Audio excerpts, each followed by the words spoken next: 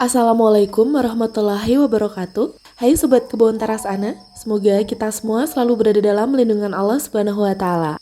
Air tajin atau air cucian beras, setiap rumah tangga yang mengkonsumsi nasi menghasilkan limbah ini setiap harinya dan hampir semuanya membuang atau menyia-nyiakannya. Padahal sudah menjadi rahasia umum yang turun-menurun tentang besarnya manfaat air cucian beras. Khasiatnya beragam, bisa menjadi skincare alami yang mencerahkan kulit, menenangkan iritasi, anti-aging, dan toner alami, menjaga kesehatan rambut dan memperkuat akar, menambah kilau dan merangsang pertumbuhan rambut, dan nenek moyang kita juga sudah membuktikan bahwa menyiramkan air tajin atau air cucian beras ke tanaman di halaman membuat tanaman lebih subur dan rimbun.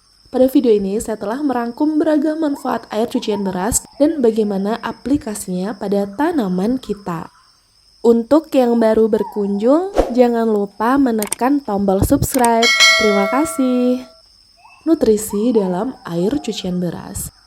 Berdasarkan hasil analisis laboratorium, air cucian beras mengandung unsur hara makro dan mikro dalam konsentrasi rendah hingga sedang yang sangat bermanfaat sebagai suplemen nutrisi tanaman. Selain itu, terdapat karbohidrat dan pati yang menyediakan energi bagi mikroba tanah yang membantu akar menyerap hara lebih efektif. Dan vitamin B kompleks yaitu B1, B2, B3, B6, khususnya vitamin B1 berfungsi sebagai zat pengatur tumbuh yang membantu konversi karbohidrat menjadi energi dan mengurangi stres pada tanaman, misalnya setelah pindah tanam. Sumber energi bagi mikroorganisme tanah. Kandungan pati dalam air cucian beras adalah alasan utama mengapa air cucian beras sangat baik untuk kesehatan tanah. Air cucian beras mengandung pati atau karbohidrat hingga 85-90% dari total zat organik yang terlarut. Pati merupakan polisakarida kompleks atau rantai gula panjang yang menjadi makanan utama bagi bakteri dan fungi di dalam tanah.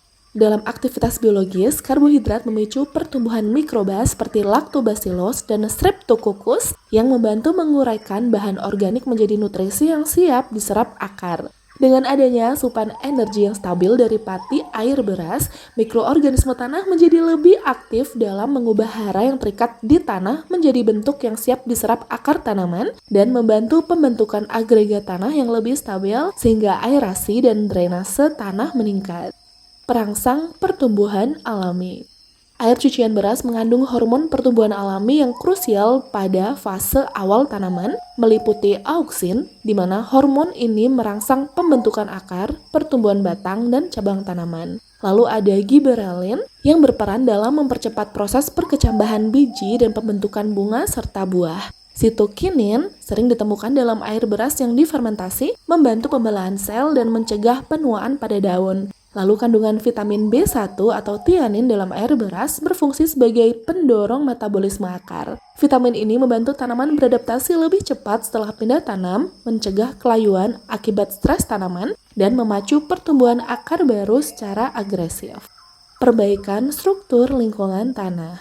Penggunaan rutin membantu memperbaiki sifat fisik dan kimia tanah, menjadikannya lebih gembur dan mampu menahan air lebih baik sehingga meningkatkan kesehatan fisik tanah. Rutin menggunakan air cucian beras juga membantu mengurangi ketergantungan pada pupuk sintetis sehingga mencegah penumpukan garam kimia dan degradasi tanah dalam jangka panjang. Aplikasi air cucian beras. Yang pertama adalah penggunaan langsung.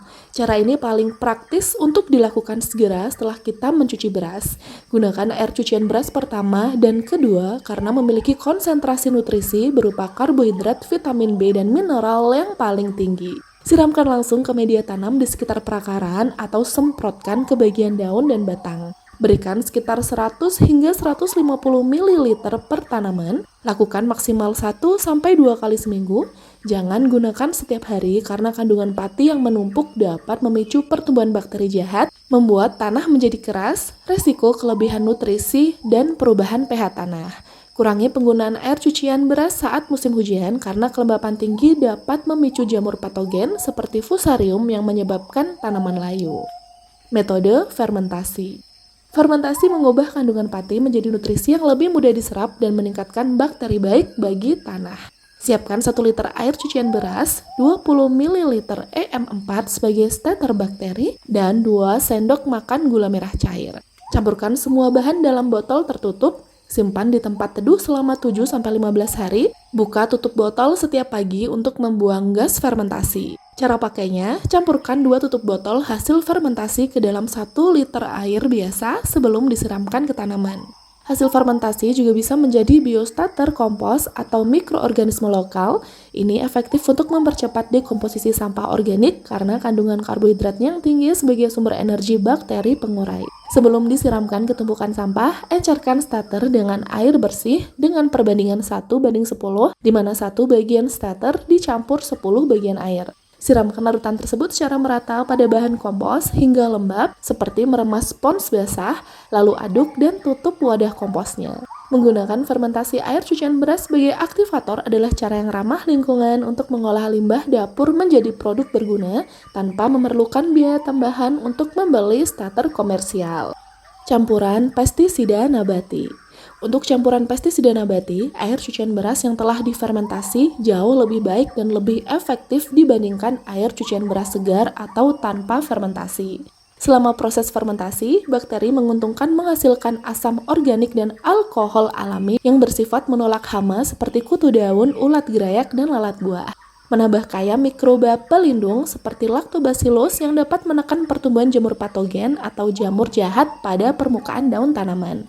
Mengubah struktur pati menjadi lebih lengket sehingga berfungsi sebagai perekat alami yang membuat pestisida nabati menempel lebih lama di daun meski terkena angin atau embun. Dan nutrisi dalam air cucian beras yang sudah difermentasi telah dipecah menjadi bentuk yang langsung dapat diserap tanaman melalui mulut daun atau stomata saat penyemprotan dilakukan. Lakukan fermentasi singkat minimal 3-5 hari pada air cucian beras sebelum dicampur dengan bahan pestisida nabati seperti bawang putih, cabai, atau daun nimba. Campuran umum yang paling terkenal adalah menghancurkan bawang merah atau masukkan sisa kulitnya ke dalam larutan fermentasi. Ini menciptakan larutan yang bersifat insektisida sekaligus perangsang tumbuh. Rendam semalaman larutan pestisida nabati sebelum digunakan. Tujuan utama mendiamkan bahan semalaman adalah untuk melakukan proses ekstraksi atau maserasi, yaitu penarikan senyawa aktif beracun dari dalam jaringan tumbuhan ke dalam larutan pelarut. Setelah didiamkan semalaman, pastikan larutan disaring terlebih dahulu agar ampas tidak menyumbat alat semprot. Gunakan larutan segera atau simpan dalam wadah tertutup di tempat teduh agar efektivitasnya tidak berkurang akibat sinar matahari. Sebelum aplikasi, pestisida nabati perlu diencerkan. Dosis pengenceran umum adalah gunakan konsentrasi 10% hingga 20% atau perbandingan 1:10 hingga 1:20, di mana 1 bagian pestisida dicampur dengan 10-20 bagian air bersih. Tanda pestisida nabati sebaiknya tidak lagi digunakan adalah jika tercium bau busuk yang menyengat seperti got, bukan lagi aroma asam segar khas fermentasi atau aroma asli bahan nabati. Lalu muncul lendir yang sangat kental atau jamur berwarna hitam atau gelap di permukaan cairan dan warna menjadi sangat keruh atau berubah drastis dari warna aslinya. Campuran pupuk organik cair.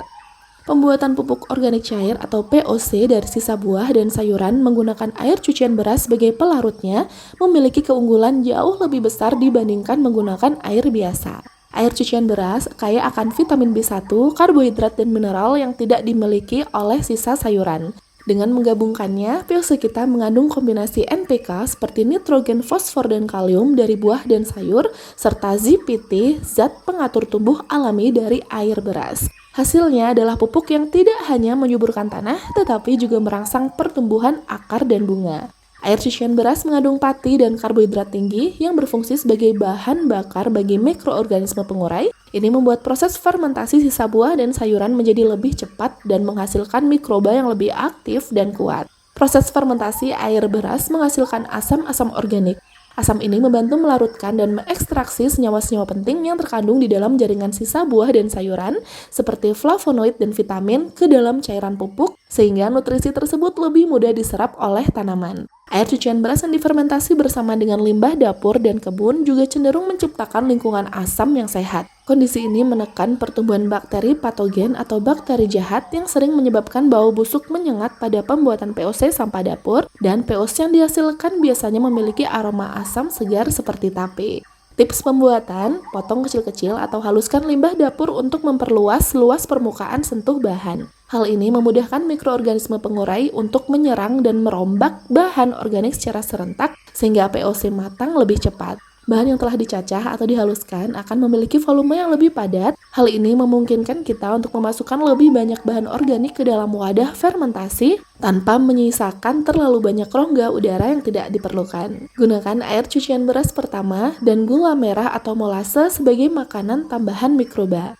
Jika ingin tahu lebih dalam tentang unsur hara mikro yang dibutuhkan tanaman dan ciri kekurangannya, klik video pada kiri layar. Jika penasaran strategi berkebun kuno Amerika yang mulai diminati pekebun organik di seluruh dunia, klik pada video kanan layar. Semoga bermanfaat. Wassalamualaikum warahmatullahi wabarakatuh.